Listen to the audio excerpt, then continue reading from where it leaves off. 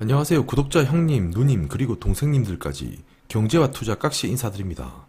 최근 6월 들어서 가파르게 이어진 원화 강세와 그리고 달러 약세 현상, 그런데 또 다시 최근에는 1200원 선 밑에까지 이렇게 가파르게 하락을 했다가 재차 1200원 위로 또 금방 회복하는 흐름을 보여주고 있습니다. 그리고 오늘 6월 15일 기준으로 미국과 중국을 중심으로 코로나 재확산 우려가 재차 불거지고 있는 데다가 북한 관련 리스크까지 대두되면서 주식시장은 코스피는 5% 가까이 빠졌고 코스닥은 한 7% 정도 낙폭을 키웠고요. 일단 제 영상을 자주 보신 분들이 잘 아시겠지만 저는 재차 이 달러의 중장기적인 약세를 주장하고 있지만 단기적으로는 언제든지 달러 강세 이슈가 재차 또 불거질 수 있는 구간이라고 생각을 하고 그렇게 흘러가는 건 당연하다고 생각이 됩니다.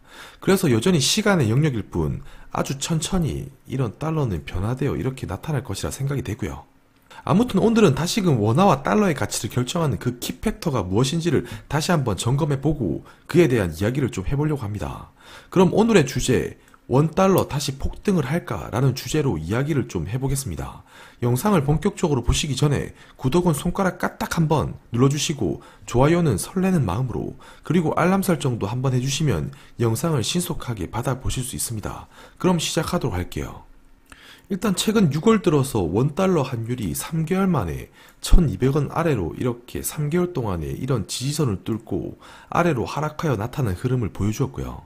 거의 1240원에서 아주 빠른 속도로 하락해준 흐름을 보여주게 되었는데 사실상 이런 급격한 원화 강세와 달러 약세 흐름이 최근에 연출된 배경에는 아무래도 유로존의 이런 정책 공조가 시작이 되면서 기존에 약간 재정이 취약했던 국가들을 대상으로 이런 다소 불안감이 조금 완화되었고 이번에 그리고 대규모의 유로 기금이 집행되면서 경기 회복에 대한 기대감이 결국에 이렇게 유로화를 이런 식으로 강세로 만들었고 이런 추세가 결국에 이런 최근의 달러 약세를 더 심화시켰다고 볼 수가 있을 것 같아요.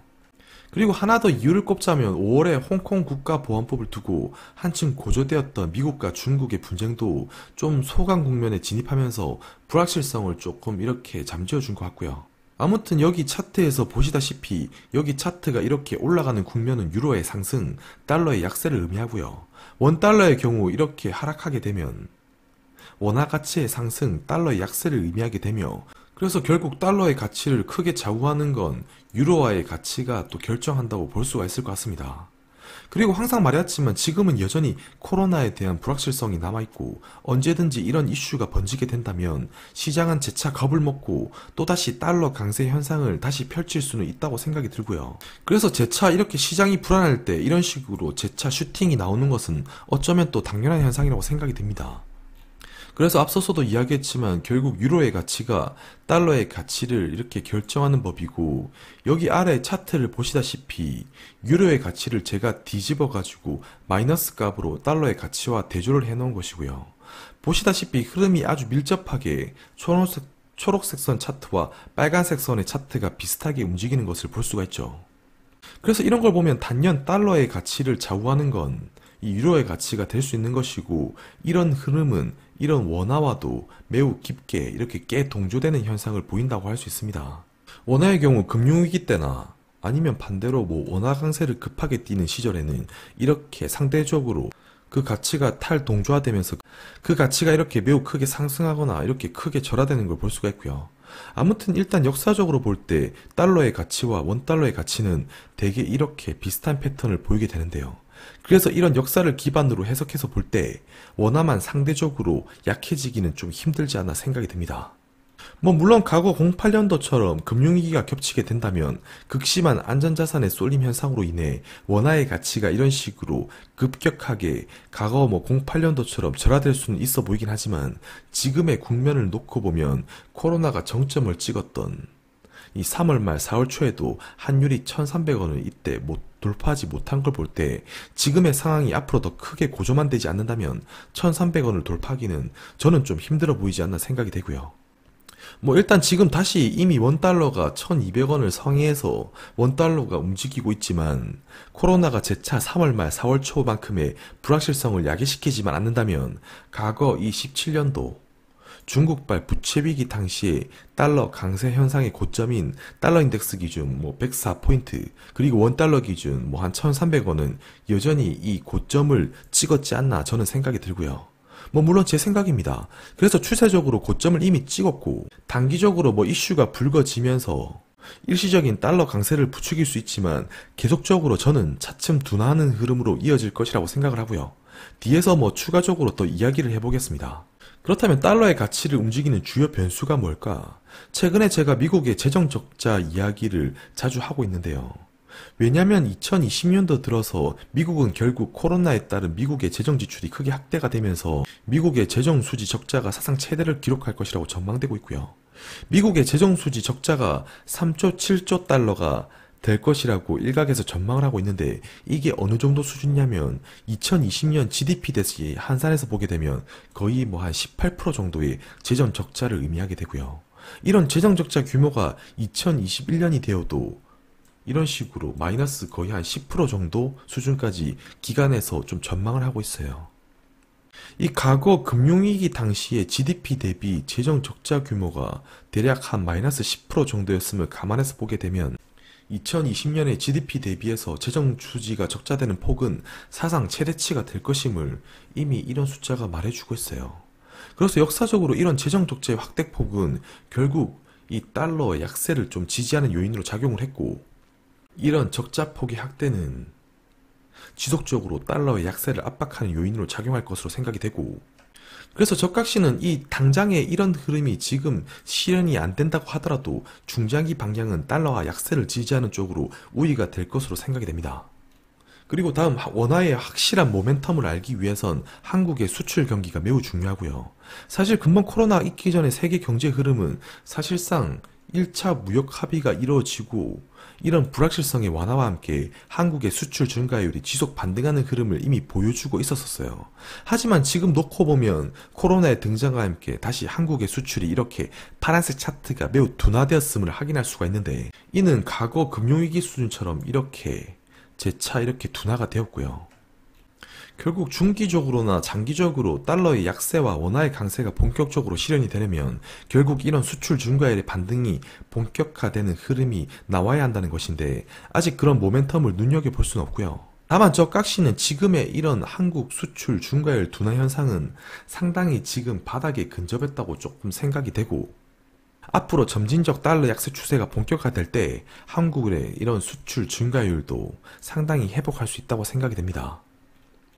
그래서 역사적으로 보면 한국의 수출 증가율, 한국의 이런 수출 증가율 증가세는 결국 원화 강세를 의미하게 되고, 이는 곧 또 달러 약세를 의미하게 되고요. 그래서 지금 미약하지만 수출 증가율이 이렇게 조금 마이너스에서 조금 회복하는 흐름을 보여주고 있는데, 중기적으로 지속 우상향하는 흐름이 이렇게 나오게 된다면 원화 강세가 더 이어질 가능성도 저는 높다고 생각이 들어요.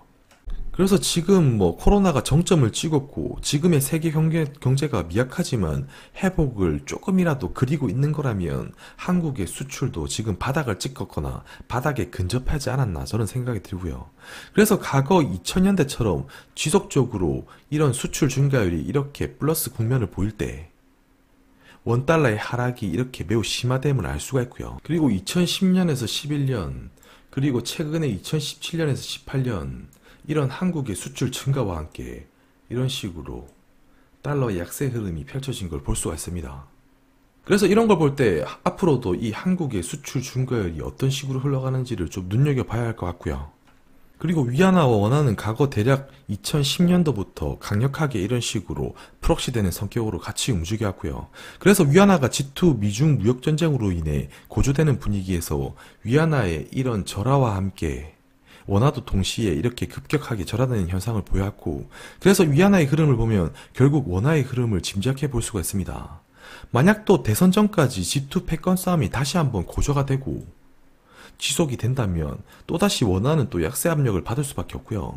다만 지금 미국의 경우 과거 2018년 미중 무역 분쟁 시절의 경제 상태의 펀더멘탈과 지금은 견주할 수 없을 정도로 상태가 일단 다르고, 트럼프 또한 스스로 무역 전쟁의 불확실성의 분위기를 본인이 스스로 고조시키면서까지 주식시장을 개판으로 만들고 싶지는 않을 것으로 저는 생각이 들어요.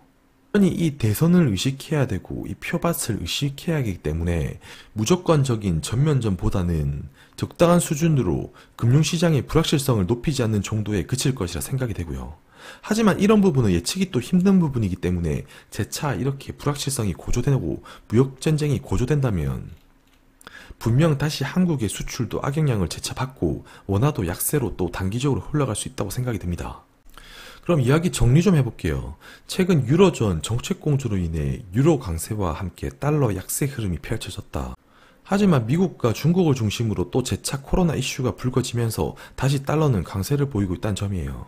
그리고 과거 역사를 바탕으로 봤을 때 유로의 가치가 결국 이 달러의 가치를 결정을 했고 유로는 대개 원화와 비슷한 흐름을 보여왔다는 겁니다. 그래서 이렇게 우리는 생각해 볼 수가 있을 것 같아요. 유로 강세는 결국 원화 강세를 의미하게 되고 이는 달러 약세를 의미할 수가 있다는 거고요.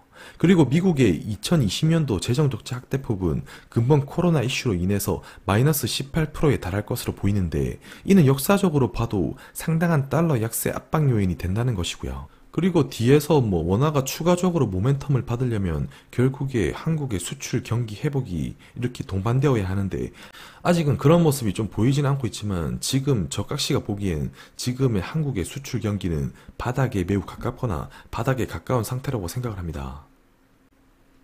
그리고 재차 트럼프발 무역전쟁 그리고 이런 무역전쟁이 언제든지 다시 위안화를 약세로 부추기게 되면 지난 10년도 이후 특히 원화와 위안화가 강력한 프록시 통화 성격을 띠었기 때문에 이런 단기적인 이슈가 재차 달러 강세를 이렇게 부추길 수 있다고 생각이 듭니다. 그리고 만약에 코로나가 다시금 2차 확산이 본격화되고 이런 불확실성이 재차 불거지게 된다면 또다시 연준으로 하여금 이 막대한 통화와 막대한 재정정책을 또 불러올 것이고 이런 행위는 또다시 유동성을 막대하게 찍어내는 효과를 또 낳게 되는 것이며 이런 행위 자체가 어떻게 보면 또다시 약달러를 저는 또 부추기는 행동이 될 것이라고 생각을 해요. 그래서 이런 부분은 시간의 문제라고 조금 생각이 되고요.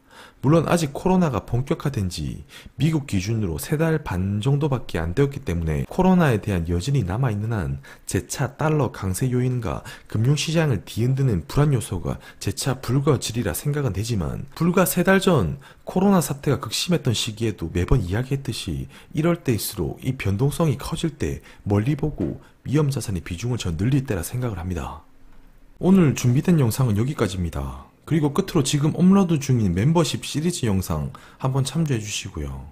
오늘 6월 15일 다시 한번 극심한 변동성을 보여주고 있는 주식시장인데 섣불리 대응하기보다는 재차 길게 보고 분할로 대응하면 여전히 저는 길게 보면 또 승산이 있는 구간이라고 생각이 듭니다. 오늘 영상도 유익하셨다면 구독하기, 좋아요, 알람 설정까지 부탁드리고 또 다음 시간에 뵙도록 할게요. 감사합니다.